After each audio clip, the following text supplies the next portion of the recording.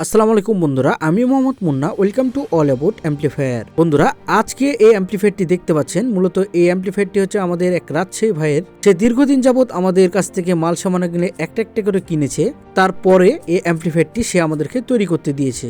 তার দীর্ঘদিনের পরিশ্রম এবং তার দীর্ঘদিনের স্বপ্ন এবং তার দীর্ঘদিনের আশা সবগুলো আমাদের হাতেই দিয়ে দিয়েছে। তো আমরা তাকে নিরাশ করব না। সে সবকিছুই পাঠিয়েছে, তবে যেগুলো যেগুলো প্রয়োজন ঠিক সেগুলো আমাদের লাগবে, আর যেগুলো প্রয়োজন না সেগুলো তাকে ঘুরত দিয়ে দিব। যেমন যে কেবলগুলো সে পাঠিয়েছে, এই কেবলের ভিতরে কিছু কেবল লাগবে আর কিছু কেবল লাগবে না, কারণ আমরা ভালো মানের কেবলগুলো দিয়ে থাকি। আপনারা ভালো করে জানেন যে জাহাজের কেবল ছাড়া আমরা ব্যবহার করি না।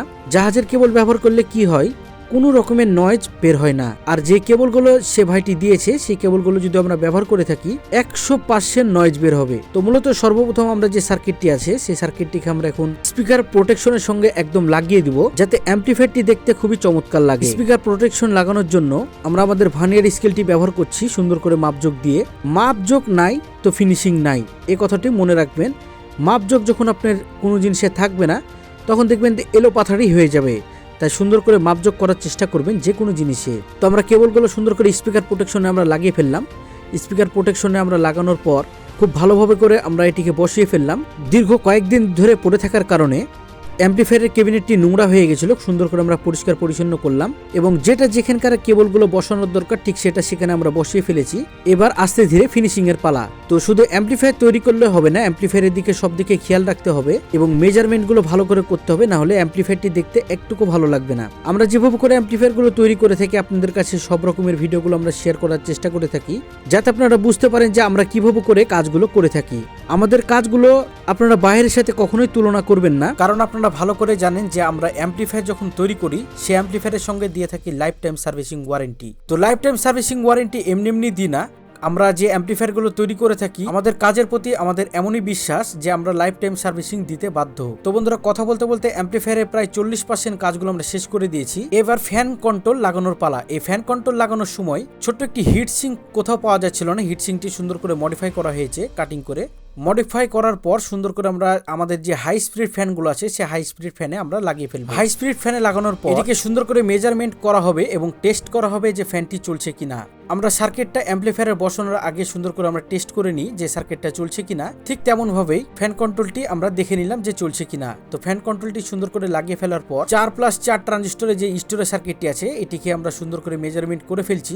মেজারমেন্ট করার আগে যে হিট প্রুফ পাইপটি আছে সেই হিট প্রুফ পাইপটি আমরা সুন্দর করে বসিয়ে দিয়ে হিট দিয়ে ফেললাম, যাতে অ্যাম্পলিফায়ারটি দেখতে চমৎকার লাগে। আর অ্যাম্পলিফায়ারটি আমরা যখন তৈরি করি অ্যাম্পলিফায়ারের দিকে আপনারা খেয়াল করে দেখবেন যে এমন কোনো জায়গা নাই যে আমরা সেই জায়গাতে ফোকাস দিই না। আমরা প্রত্যেকটা কাজ, প্রত্যেকটা কেবল, প্রত্যেকটা নাট, প্রত্যেকটা ওয়াশার সব জায়গাতেই আমরা ফোকাস দিয়ে থাকি। এই জন্য আমাদের এই অ্যাম্পলিফায়ারগুলো দেখতে ফিনিশিং লাগে এবং চমৎকার হয়। চাইলে আপনারা এভাবে করে অ্যাম্পলিফায়ারগুলো তৈরি করতে পারেন, তবে আপনার দীর্ঘদিনের প্র্যাকটিস থাকার প্রয়োজন। আমরা এই অ্যাম্পলিফায়ারগুলো প্রায় ছোট থেকে অ্যাম্পলিফায়ারগুলো তৈরি করে থাকি। এই ছোট থেকে অ্যাম্পলিফায়ারগুলো তৈরি করতে করতে করতে করতে প্রায় 10-15 বছর পর এই অ্যাম্পলিফায়ারগুলো এইভাবে করে ফিনিশিংয়ে আসলো।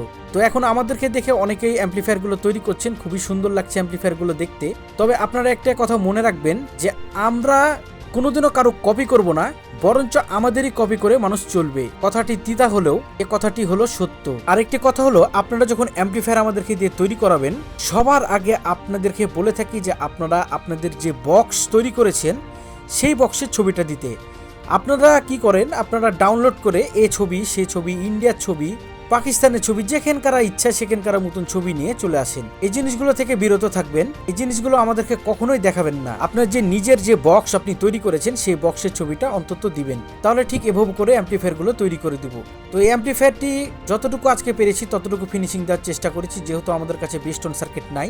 চায়না বেস্টন সার্কিটটি আমরা লাগাবো। তো আজকে প্রায় রাত 10টা বেজে গেছে, তো আমরা কাজটি বন্ধ করে দিলাম। তো অ্যাম্পলিফায়ারের সবগুলো কেবলগুলো লাগানো হয়ে গেছে, ইনপুট, আউটপুট, ফ্যান কন্ট্রোল। আপনারা যেভাবে করে দেখছেন ঠিক সেভাবে করে অ্যাম্পলিফায়ারটি আমরা তৈরি করব। তো অনেকেই বলে থাকেন যে আপনারা এভাবে করে তৈরি করেন, কেবলগুলো কই, এসে হ্যান ত্যান।